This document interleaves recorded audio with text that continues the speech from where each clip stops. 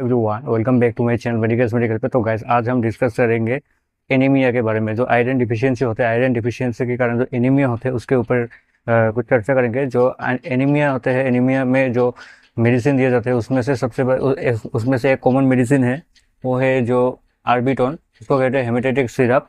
और उसको वो आयरन या फिर विटामिन डिफिशियंसी के कारण होता है।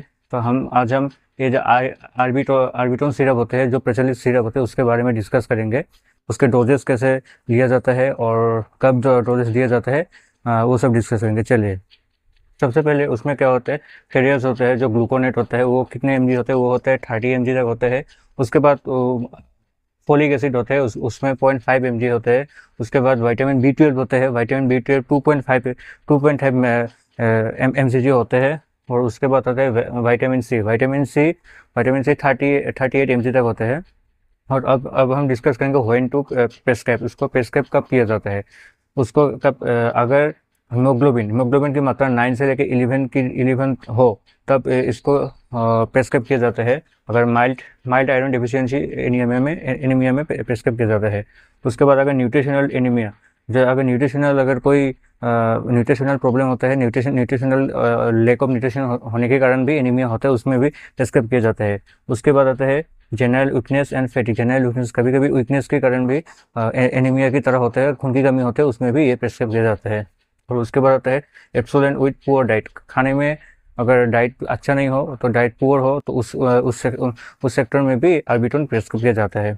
और उसके बाद आता है पोस्ट इलनेस रिकवरी। अगर कोई सर्जरी वगैरह किया है तो उसके बाद उसको रिकवरी करने के लिए उसके खून की मात्रा कमी होते हैं, उस दौरान भी आर्बिटोन प्रेस्क्राइब किया जाता है। और उसके बाद आता है माइल्ड एनीमिया ड्यूरिंग मेंस्ट्रुएशन। जो पीरियड्स होते हैं, पीरियड्स के दौरान जो ब्लीडिंग होते हैं, उस सेक्शन में भी आर्बिटोन प्रेस्क्राइब किया जाता है, अगर ज़रूरत पड़े तो तब। और उसके बाद आज हम जानेंगे इसके स्टैंडर्ड डोजेस क्या होते हैं।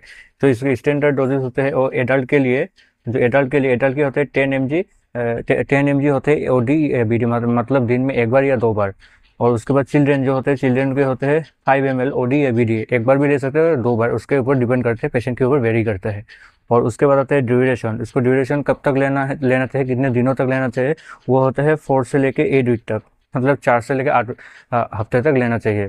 और उसके बाद क्या होता है, उसको कब लेना चाहिए, take after food to reduce gastritic irritation. उसको जो एसिड होते हैं, एसिड को रिड्यूस करने के लिए हमेशा जो आर्बिटोन वगैरह या फिर जैसे कोई ऐसा जो आयरन डिफिशियंसी सिरप होते हैं, उसको खाने के बाद लेना चाहिए, ताकि जो गैस्ट्राइटिस प्रॉब्लम होता है वो सब ना हो।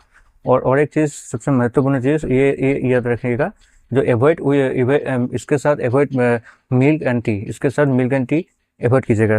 अगर ऐसा नहीं किया तो क्या है, इसको जो एब्जॉर्प्शन होता है, एब्जॉर्प्शन में बाधा रह सकता है, प्रॉब्लम क्रिएट कर सकते हैं। और आप लोगों का क्वेश्चन है, इसका अगर साइड इफेक्ट अगर है, साइड इफेक्ट तो होगा ही, तो अगर साइड इफेक्ट है तो क्या साइड इफेक्ट है, आप लोग कमेंट सेक्शन पे बोलिएगा। भाई, अगर आप लोगों को ये इन्फॉर्मेशन अच्छा लगा तो प्लीज़ मेरे चैनल को लाइक कीजिए, शेयर कीजिए, सपोर्ट कीजिए, एंड थैंक यू।